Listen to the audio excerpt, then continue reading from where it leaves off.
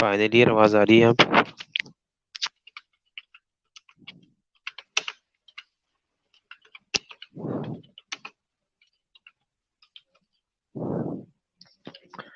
Final year आवाज आ रही है अब? ओके, चल शुक्र है।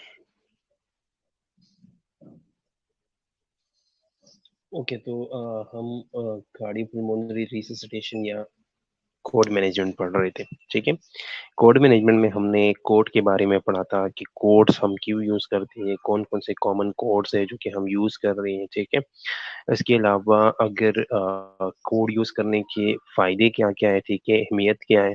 इसके अलावा हमने कोड 99 या कोड ब्लू के बारे में थोड़ा सा डिस्कस किया था कि कोड ब्लू जो है वो हम कब अनाउंस करते हैं या कोड ब्लू अनाउंस करने पर कौन कौन से लोग जो है वो रिस्पॉन्ड करते हैं। ठीक है, इसके अलावा हमने कार्डियक अरेस्ट के बारे में पढ़ा था, कार्डियक अरेस्ट के कॉजेस पढ़े थे या कार्डियक अरेस्ट कौन कौन से अरिथमियाज है जो कि कार्डियक अरेस्ट करा सकता है। ठीक है, कार्डियोपल्मोनरी अरेस्ट के बारे में डिस्कस किया था कि कार्डियोपल्मोनरी अरेस्ट के कौन कौन से मेन कॉजेज है, सिस्टम वाइज जो है वो हमने कॉजेज पढ़े थे। ठीक है, कैटेगराइज किए। उसके बाद हमने अपनी आसानी के लिए 6H और 6Ts के बारे में थोड़ा सा डिस्कस किया था। ठीक है, तो वो वन बाय वन जो 6H है वो डिस्कस हो चुके हैं। ठीक है, आज जो है वो हमने 6Ts जो है वो डिस्कस करनी है। ठीक है, यहाँ तक किसी बच्चे का कोई क्वेश्चन हो तो पूछ लो आप लोग। ठीक है, ओके, सो यहाँ पे अब 6Ts जो है वो हम स्टार्ट करने लगे हैं। ठीक है, 6Ts में सबसे पहले जो है वो क्या है, वो थ्रोम्बोएम्बोलिज्म है। ठीक है, थ्रोम्बोएम्बोलिज्म क्या है, the myocardial infarction is the most common cause of the cardiac arrest, accounting for approximately 60% of cases. Pulmonary embolism is less common, but it of concern in certain patient group. For example, after major surgery or in patient who have pelvic malignancy, intervention, surgical embolectomy, and fibrinolytics. Okay, so thromboembolism क्या है? Thromboembolism कोई thrombus बन गया है, वो thrombus जो है वो मूव कर रहा है। ठीक है, इधर उधर जो है वो मूव कर रहा है। अब इसकी वजह से क्या होता है, इसकी वजह से एमआई होता है, मायोकार्डियल इंफार्क्शन, क्योंकि ब्लॉकेज हो जाती है। ठीक है, मायोकार्डियल इंफार्क्शन हो जाता है। Myocardial infarction most common cause of the cardiac arrest. 60% cases जो है वो मोस्टली मायोकार्डियल इंफार्क्शन की वजह से जो है वो लोगों को कार्डियक अरेस्ट होता है।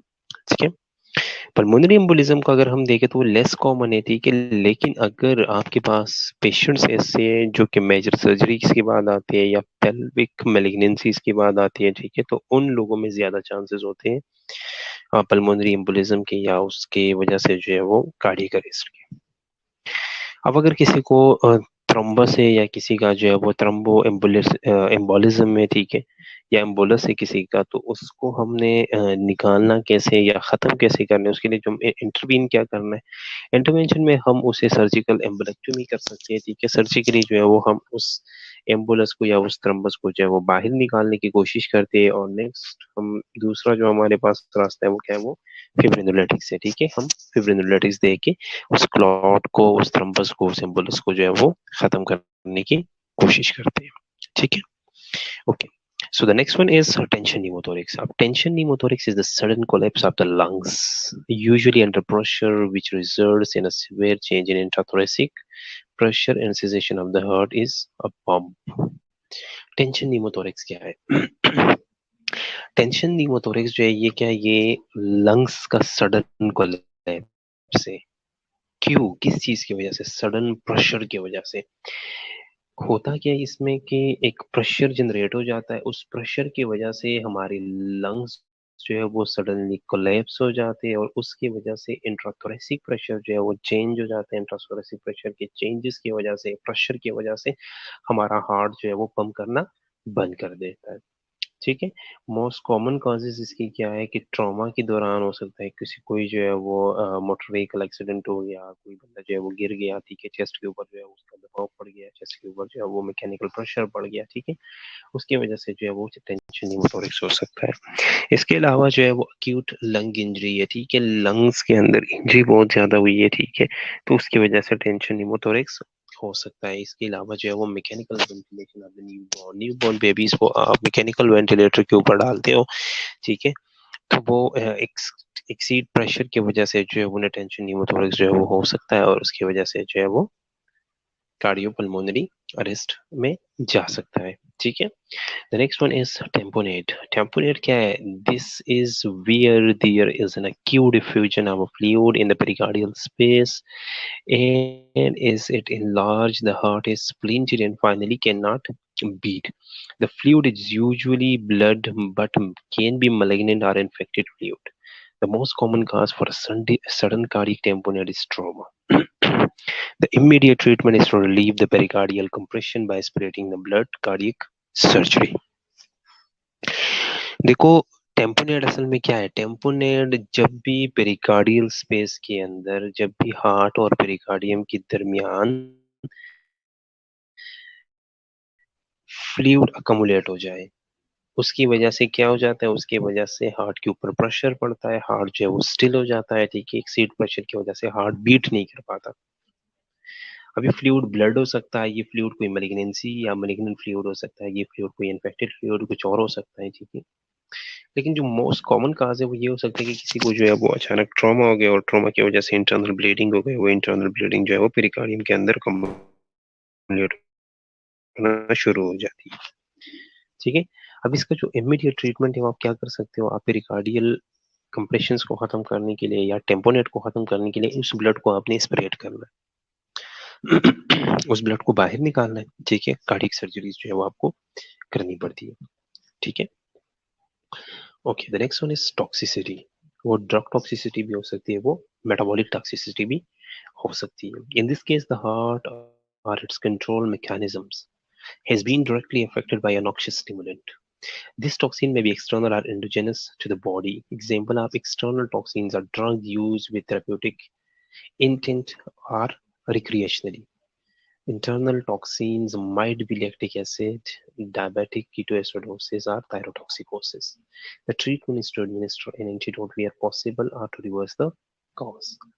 अब टॉक्सिसिटी क्या है? टॉक्सिसिटी ड्रग की या टॉक्सिसिटी मेटाबॉलिक टॉक्सिसिटी भी हो सकती है। टॉक्सिसिटी दो तरह की है कोई भी ऐसा ड्रग या कोई भी ऐसा मेटाबॉलिक कोई हार्मोन आप एक्सीड कर जाते हैं आपकी बॉडी में, या आप यूज करते हो, और उसकी वजह से आपके हार्ट के ऊपर अफेक्ट पड़ता है, या हार्ट के जो कंट्रोल मैकेनिज्म्स है, जो सीएनएस सिस्टम है, सेंट्रल नर्वस सिस्टम है, उसके ऊपर अगर डायरेक्टली अफेक्ट हो जाता है, ठीक है, तो वो क्या है? उसकी वजह से कार्डियोपल्मोनरी अरेस्ट में बंदा जा सकता है। अब ये टॉक्सिन जो है ये एक्सटर्नल भी हो सकती है, इंटरनल भी हो सकती है। एक्सटर्नल ये है कि आपने कोई ड्रग वगैरह यूज की, चाहे आपने जो है वो मेडिकल इंटेंट के लिए यूज की, या मेडिकल पर्पस के लिए यूज की, या आपने जो वो रिक्रिएशनली जो है वो यूज किया है। लेकिन अगर आपने बाहर से कोई ड्रग जो है वो लिया है, उसकी वजह से हो सकता है। इंटरनल में क्या हो सकता है? इंटरनल में जो है वो लैक्टिक एसिड हो सकती है, या डायबिटिक कीटोएसिडोसिस हो सकता है, या थायरोटॉक्सिकोसिस वगैरह जो है वो हो सकते हैं। उसकी वजह से जो पेशेंट जा सकता है कार्डियो पल्मोनरी अरेस्ट में, ठीक है। लेकिन जो इसका ट्रीटमेंट है, ट्रीटमेंट में आपने क्या करना है? The treatment is to administer an antidote. हमने क्या करना है? अगर पॉसिबल हो तो हमने एंटीडोट सर्च करके एंटीडोट जो है वो लगा लेना है, ताकि इसका जो कॉज है वो रिवर्स हो जाए, ठीक है। ओके, यहाँ पे आप देख लो दोबारा वही चीजें हैं, ठीक है, लेकिन उनको जो है वो इटियोलॉजी, पैथोलॉजी और मैनेजमेंट के साथ जो है थोड़ा सा जो है वो डिस्कस किया है, ठीक है। टेबल से, टेबल बुक में भी है, आप वहां से भी देख सकते हो, लेकिन एक दफा यहाँ भी देख लो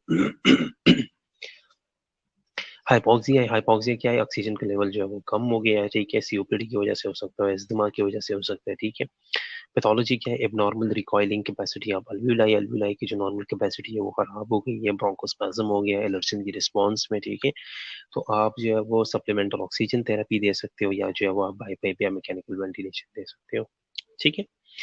ओके, नेक्स्ट फिर क्या है? हाइपोलीमिया है। हाइपोलीमिया है, हाइपोलीमिया एक्सेसिव फ्लूइड और ब्लड लॉस, ठीक है। या तो ब्लड लॉस हो गया या फ्लूइड लॉस हो गया,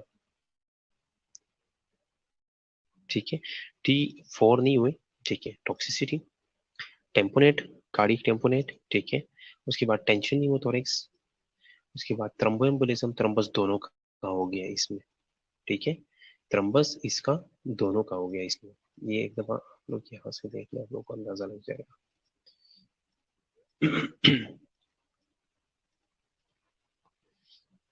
टेम्पोनेट, कार्डियक टेम्पोनेट हमने पढ़ लिया। टेंशन न्यूमोथोरैक्स हो गया, ठीक है। थ्रोम्बोसिस जो है वो दोनों का हो सकता है, ठीक है। पल्मोनरी एम्बोलस भी हो सकता है और माइकार्डियल भी हो सकता है, ये दोनों का हो सकता है। तो दोनों एक में आ गए, ठीक है। उसके बाद हमने टॉक्सिन्स के बारे में पढ़ा, और ट्रॉमा जो है वो एक सिंपल बात है कि ये ट्रॉमा ही है, ठीक है। किसी भी ट्रॉमा की वजह से वो हमने स्टार्ट में उसके साथ हुआ था, ठीक है। तो इस वजह से जो है ये अलहदा से जो है ये नहीं बताया गया स्लाइड में कि ट्रॉमा है, ठीक है, क्योंकि ट्रॉमा के नाम से डायरेक्ट जाहिर है कि ट्रॉमा ही है।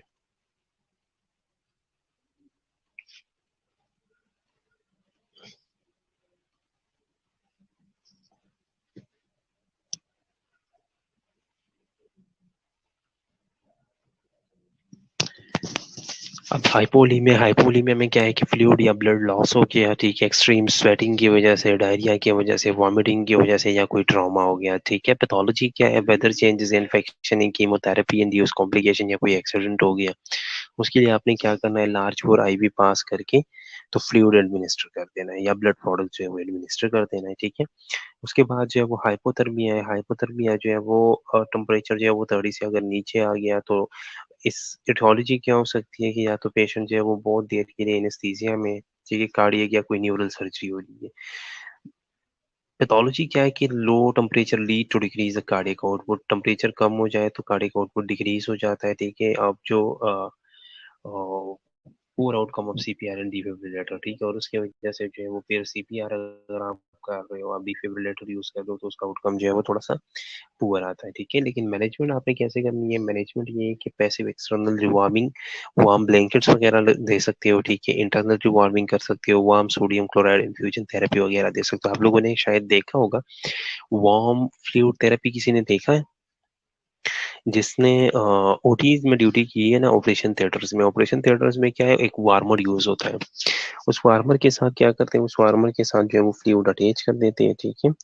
और वही फ्लूइड जो है वो नॉर्मल सलाइन हो, जो भी आप इन्फ्यूज कर रहे हो, ठीक है, आप फ्लूइड अटैच कर लेते हो वार्मर के जरिए। जिस तरह वार्मर इसी तरह आता है सेम जैसे हमारा इन्फ्यूजन पंप होता है। इन्फ्यूजन पंप से जो है वो अपना जो ट्यूबिंग है, ठीक है, जिस भी ट्यूब से जो है वो, जिस भी ड्रॉप फैक्टर से जो है, ड्रॉप फैक्टर से आप दे रहे हो, आप एडमिनिस्टर करना चाहते हो, उस ड्रॉप फैक्टर को हम क्या करते हैं, उसको हम उस जो अपना इन्फ्यूजन पंप है उससे पास कर देते हैं। सेम इसी तरह वार्मर से हम पास करते हैं, और वहां से जो भी फ्लूइड गुजरता है वो वार्म होके एक सेट टेम्परेचर के साथ जो है वो वहां से गुजर के पेशेंट के अंदर इन्फ्यूज होता है, ठीक है। तो आप जो है वो फ्लूइड वार्मर का इस्तेमाल जो है वो कर सकते हो, ठीक है। उसके बाद हाइपोकैलेमिया या हाइपरकैलेमिया अगर हो गया, हाइपोकैलेमिया जो है वो सिवियर वॉमिटिंग, सिवियर डायरिया या डायरेटिक्स की यूज की वजह से हो सकता है। हाइपर जो है वो किडनी डिजीज या डायबिटीज की वजह से हो सकता है, ठीक है। अब इसकी वजह से जो है वो कार्डियक अरेस्ट और कार्डियक एरिथमियाज में जो है वो पेशेंट जा सकता है, क्योंकि ये मोस्टली जो न्यूरल एक्टिविटी है वो कंट्रोल करता है, साथ साथ जो है वो मस्कुलर एक्टिविटी जो है वो कंट्रोल करता है, पोटाशियम, ठीक है। तो इसमें जो है वो अगर हाइपो है, ठीक है, तो आप जो है वो पोटाशियम रिप्लेस कर लो, ठीक है। हाइपर में अगर जा रहे हैं तो कैल्शियम ग्लूकोनेट दे दो, साथ में डायलिसिस वगैरह जो है वो आप करा सकते हो। ओके। इसके अलावा हाइड्रोजन आयन एक्सिस हो गया, एसिडोसिस हो गया, रिस्पिरेटरी मेटाबॉलिक दोनों हो सकती है, ठीक है। CO2 रिटेंशन एक में होता है, दूसरे में जो है HCO3 रिटेंशन होता है, ठीक है। एक में जो है वो आपसे ऑक्सीजन दे सकते हो, दूसरे में जो है वो आप, नहीं नहीं, मोस्टली होता है इनमें, ठीक है। सिर्फ कार्डियक या न्यूरल सर्जरी में हाइपोथर्मिया नहीं होता, लेकिन मोस्टली जब भी कोई आप ऐसी सर्जरी करते हो जिसमें आप लॉन्ग सर्जरीज हो ना, लॉन्ग सर्जरीज हो, ये इन्होंने एग्जांपल दिया कि लॉन्ग सर्जरीज ही है, ठीक है। आप लोग वो अगर कोई जो है वो जिस तरह ये प्लास्टिक वाले करते हैं ना, पूरा एक टिश्यू या एक जगह से लेके दूसरी जगह में जो है वो लगा लेते हैं, उस वो काफी लंबी लंबी सर्जरी होती है, 14-15 घंटे की सर्जरी होती है। तो जब लॉन्ग सर्जरीज हो फॉर द लॉन्ग टाइम जो है, अगर पेशेंट एनेस्थीसिया में हो ना, तो वो जो है वो हाइपोथर्मिया में जा सकता है, ठीक है। ओके। सो नेक्स्ट जो है वो क्या है, टेंशन न्यूमोथोरैक्स, टेंशन न्यूमोथोरेक्स में क्या है कि एयर फ्लूरल स्पेस में आगे एटियोलॉजी फ्लोरोडोसिस है और साथ में जो है वो ट्रॉमा है। ठीक है, अब एक में तो क्या है, एक में lead to shifting and mediastinum resulting venous obstruction. Mediastinum जो है वो क्या है, वो शिफ्ट हो जाता है थोड़ा सा, जो है वो एरिया जो है वो थोड़ा सा शिफ्ट हो जाता है, उसकी वजह से जो है वो वीनस ऑब्स्ट्रक्शन होता है और कार्डियक अरेस्ट हो सकता है। ठीक है, इसके लिए हम न्यूट्रल डिकम्प्रेशन करते हैं, चेस्ट ट्यूब वगैरह डालते हैं। चेस्ट ट्यूब किसी ने देखा? चेस्ट ट्यूब किसी ने देखा?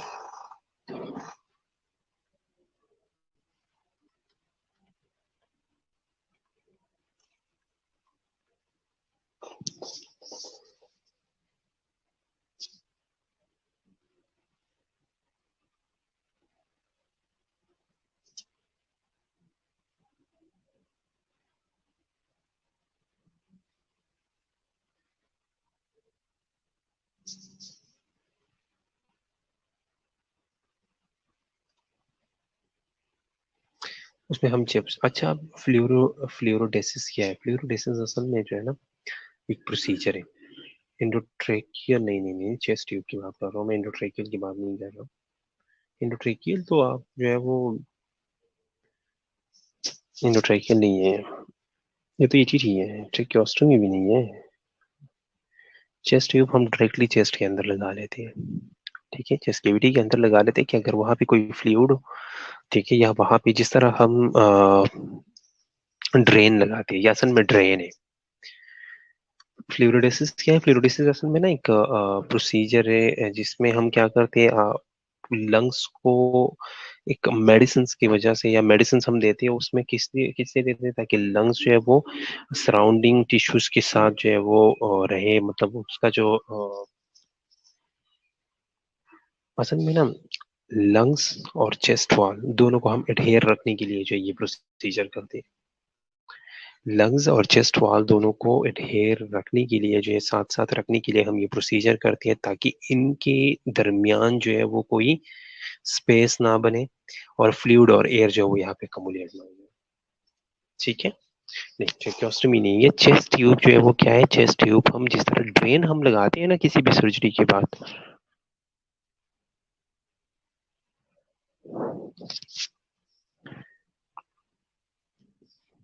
सुन, आवाज आ रही है ना?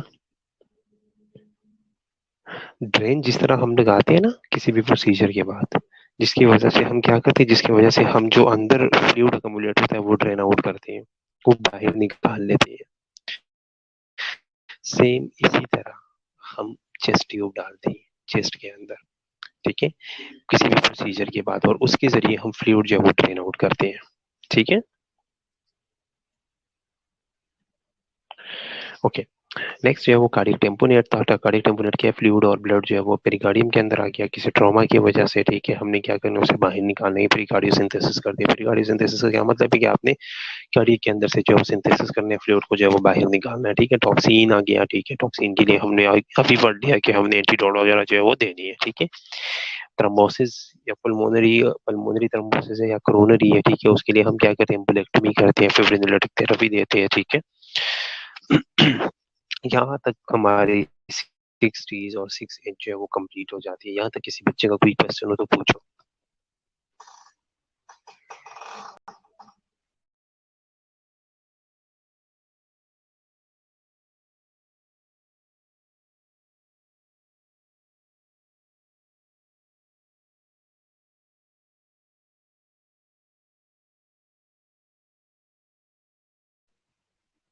यहाँ तक किसी बच्चे का कोई क्वेश्चन हो तो पूछो।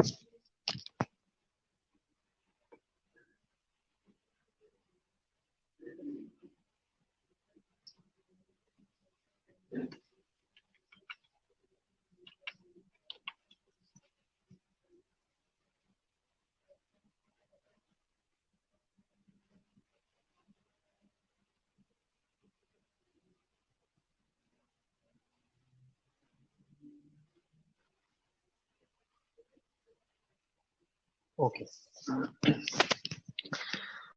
Code team.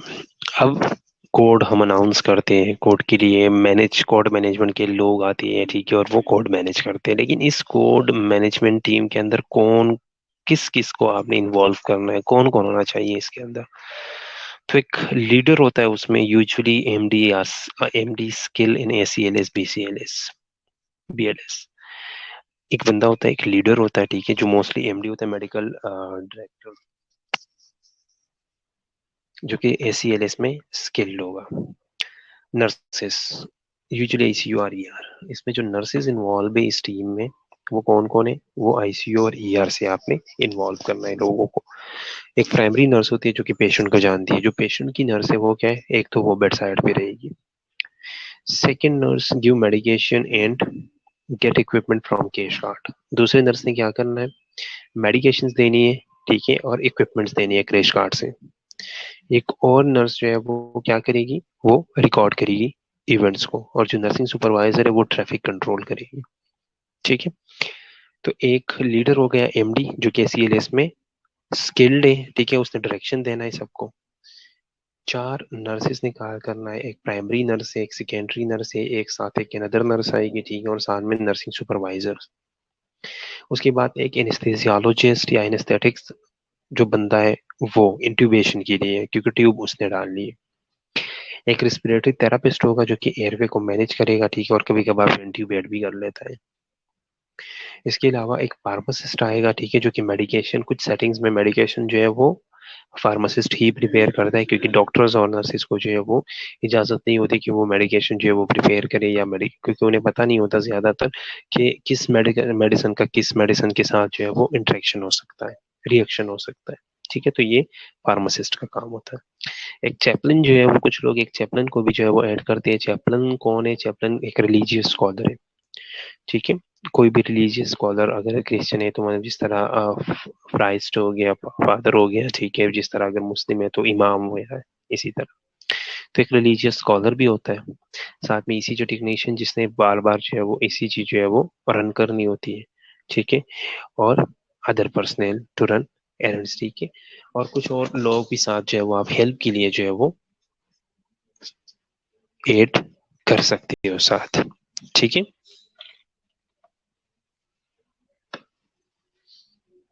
तो कौन कौन है इस ग्रुप में या इस कोर टीम में, एक लीडर जो कि एमडी है, जो कि स्किल्ड है, सीएलएस बीसीएलएस में उसने क्या करना है, उसने पूरा कोड जो है वो डायरेक्ट करना है।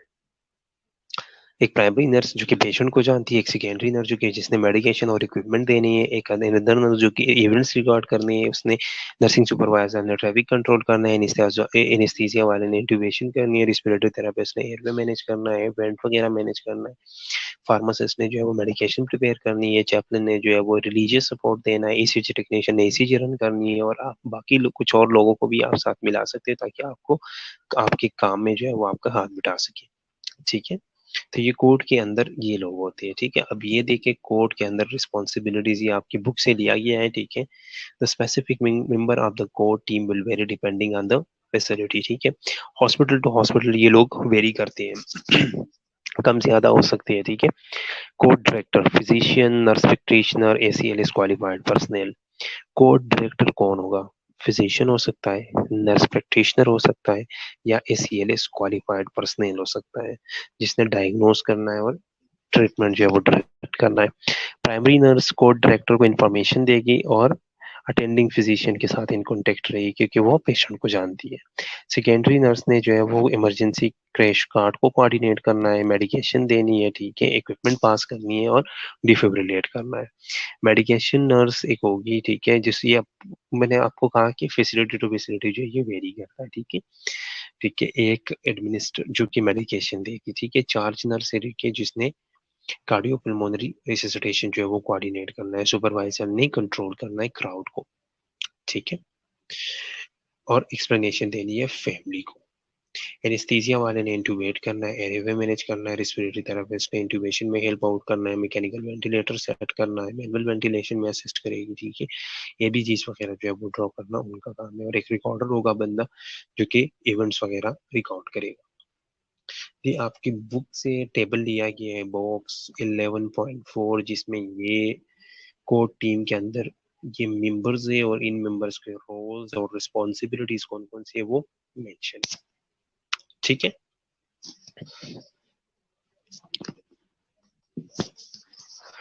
इमरजेंसी इक्विपमेंट्स आपके पास कौन कौन से होने चाहिए? तो सबसे पहले क्रैश कार्ट ट्राली होनी चाहिए।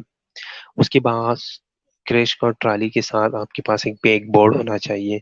जब आप सीपीआर करते हो तो वो बैक बोर्ड आप जो है वो पेशेंट के बैक के नीचे जो है वो आप रख लेते हो, ताकि जो है ऊपर से एक कांस्टेंट प्रेशर पड़े।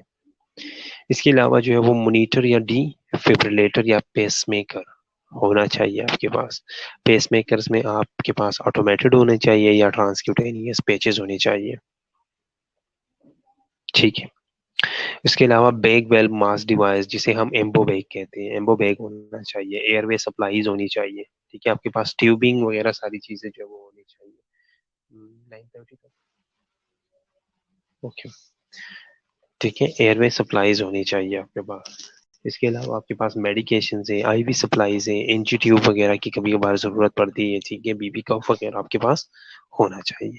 ठीक है, ये आप देख लें। Defibrillator, breathing equipments and air supply, emergency drugs, IV supplies and tubing. इसी तरह हमारा क्रैश कार्ट ट्रॉली, इसी तरह हमारी क्रैश कार्ट ट्रॉली होनी चाहिए। आप देख लें,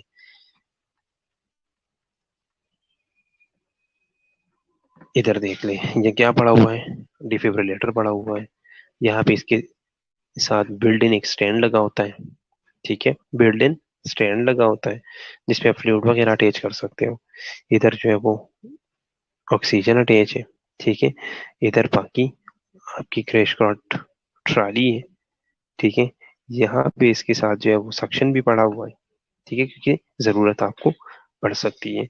इसके बैक पे जो है वो एक उसके लिए रखने के लिए जो है वो एक एरिया होता है, जो हमारे पास जो हम कार्ड यूज करते हैं ना, बैक कार्ड जो हम यूज करते हैं, वो इसके बैक पे जो है यहाँ पे अटैच होता है। ठीक है, तो उसे भी हम यूज कर सकते हैं।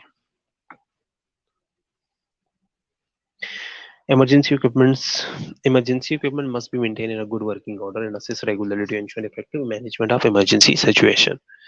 क्रैश कार्ड को रोज क्यों चेक करते हैं? कभी सोचा है? क्रैश कार्ड चेक करने का एक मेन फायदा ये है कि आपकी इमरजेंसी इक्विपमेंट्स ने आपके इमरजेंसी इक्विपमेंट एक सीक्वेंस में पड़े होने चाहिए और वर्किंग ऑर्डर में होने चाहिए। रेगुलर बेस पे जो इसलिए चेक किया जाता है कि अगर कहीं इमरजेंसी पड़ जाए तो बाद में हमें ये ना हो कि भाई इस चीज में तो चार्ज ही नहीं है, ये तो चल ही नहीं रहा, पता नहीं कब से नहीं चल रहा। तो ये सारी चीजें आपको डेली बेसिस पे चेक करनी पड़ती है। The use maintenance supply of emergency equipment and checking of the crash card is the responsibility of the nurse, but collaboration and effective service from other department are required by medical department, material management department to ensure efficiency. Crash cart को manage करना, crash cart को check करना daily basis पे nurse का काम है, लेकिन हमारे साथ बाकी जो डिपार्टमेंट्स है वो लोग कोलैबोरेशन में होनी चाहिए। उनका कोलैबोरेशन जो है वो मस्ट है। क्यों? क्योंकि अगर फॉर एग्जांपल हमारा जो है वो डिफिब्रिलेटर नहीं चल रहा, ईसीजी मशीन नहीं चल रहा, ठीक है, हमारा वेंटिलेटर नहीं चल रहा, ठीक है, तो वो किसका काम है? वो मटेरियल मैनेजमेंट डिपार्टमेंट का काम है, वो हमें चीजें प्रोवाइड कर ले। और बायोमेडिकल डिपार्टमेंट का काम है वो चीजें आके चेक कर ले कि भाई एक चीज नहीं चल रही तो क्यों नहीं चल रही। वो सारी मशीन्स वो लोग दे के चेक करें। ठीक है, तो इमरजेंसी इक्विपमेंट्स को एक सबसे पहली बात ये है कि आपकी चीजें ऑर्डर में होनी चाहिए, ताकि अगर कोई इमरजेंसी पड़ गई तो आप जो है उसे यूज करो। दूसरी बात ये है कि क्रैश कार्ट मैनेज करना हमारा काम है, लेकिन बायोमेडिकल और मटेरियल मैनेजमेंट डिपार्टमेंट जो है उनका कोलेबोरेशन जो है वो मस्ट है। इमरजेंसी कार्ड के अंदर कौन कौन सी चीजें आपने देखी? The entire content of supply and equipment check against list. हर एक इमरजेंसी ट्रॉली के साथ एक लिस्ट साइड पे लगी होती है कि इसके अंदर ये चीजें मौजूद है। आपने उस लिस्ट के हिसाब से डेली बेसिस पे वो सारी चीजें चेक करनी है। डिफेक्ट चेक करना है कि फंक्शनल है कि नहीं है।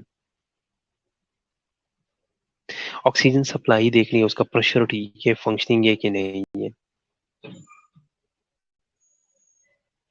ठीक है, नहीं करते लेकिन करना चाहिए। जनरल वार्ड्स में ये सारी चीजें चेक करनी चाहिए। ठीक है, क्योंकि क्रैश कॉट मैनेज करना जो है वो नर्स का काम है। अब अपनी हेल्प लेनी है तो वो बाकी डिपार्टमेंट से आप सिर्फ अपनी मशीनरी वाइज जो है वो आप सिर्फ हेल्प ले सकते हैं। ठीक है, तो आपका काम है कि क्रैश कार्ड के साथ जो है वो एक लिस्ट लगी होती है, उस लिस्ट के साथ आप सारी चीजें चेक कर लो कि क्रैश कार्ड के अंदर सारी चीजें मौजूद है कि नहीं है। आपकी जितनी भी मशीनरी आप डीफेब यूज कर रहे हो, आप जो है वो आपने ईसीजी मशीन यूज करना है, आपने जो वेंटिलेटर यूज करना है, ठीक है, वो सारी चीजें वर्किंग में है कि नहीं है। ऑक्सीजन सप्लाई की सबसे पहली बात है कि फंक्शनल है कि नहीं है। फंक्शनल है तो उसका प्रेशर कितना है, ठीक है। सक्शन आपकी ठीक है कि नहीं है। जितने भी ड्रग्स आप यूज कर रहे हो या जितने भी ड्रग्स आप चेक कर रहे हो, उनकी एक्सपायरी डेट्स बहुत मस्ट है। और वो institution to institution policy change होती है। कुछ इंस्टीट्यूशंस कहती है कि एक्सपायरी डेट से 3 महीने पहले जो है वो ड्रग्स उठानी चाहिए। कुछ कहते हैं नहीं, 6 to 3 मंथ, 3 to 6 मंथ जो है वो पहले जो है वो उठानी चाहिए, ठीक है। तो इसे नहीं, रोजाना चेक हर जगह पे होता है, ये नहीं है कि क्रैश कार्ड जो है वो लोग चेक नहीं करते। और रोजाना डेली बेसिस पे जो है वो लोग चेक करते हैं। अब ये है कि जो क्रिटिकल एरियाज है, हमारी बदकिस्मत ये है कि क्रिटिकल एरियाज में जो है उस चीज को सीरियस लिया जाते हैं और बाकी वार्ड्स में जो उस चीज को ज्यादा सीरियस नहीं लिया जाता। लेकिन ये सारी चीजें जो है वो चेक होनी चाहिए। अब जो आप लोग जनरल वार्ड की बात कर रहे हो ना, कुछ हमारे वार्ड्स तो ऐसी भी है जिसमें वो क्रैश कार्ट है ही नहीं, वो सिर्फ एक ट्रॉली पड़ी है जिसमें ड्रग्स पड़े हैं बस। क्रैश कार्ट की अपनी स्पेसिफिकेशन होती है। उसके साथ बैक बोर्ड होना चाहिए, उसके साथ डिफिब्रिलेटर होना चाहिए, उसके साथ जो है वो सक्शन होनी चाहिए। जितनी भी कार्डियो पल्मोनरी रिsuscitation के लिए आपको चीजें रिक्वायर्ड है, वो सारी चीजें उसके अंदर होनी चाहिए। एसीएलएस प्रोटोकॉल्स के हिसाब से सारी चीजें मेंटेन होनी चाहिए, ठीक है। और एक एक्सपायरी आप देख रहे हो अपने ड्रग्स की, कि अगर एक्सपायरी जो है वो करीब आ रही है तो आपने क्या करना है, उन ड्रग्स को जो है वो रिप्लेस करना है, ठीक है। ये सारी चीजें देख लें। डिफेक्ट पड़ा हुआ है ईसीजी मशीन। आई थिंक यहाँ तक काफी है। यहाँ तक किसी बच्चे का कोई क्वेश्चन हो तो पूछो।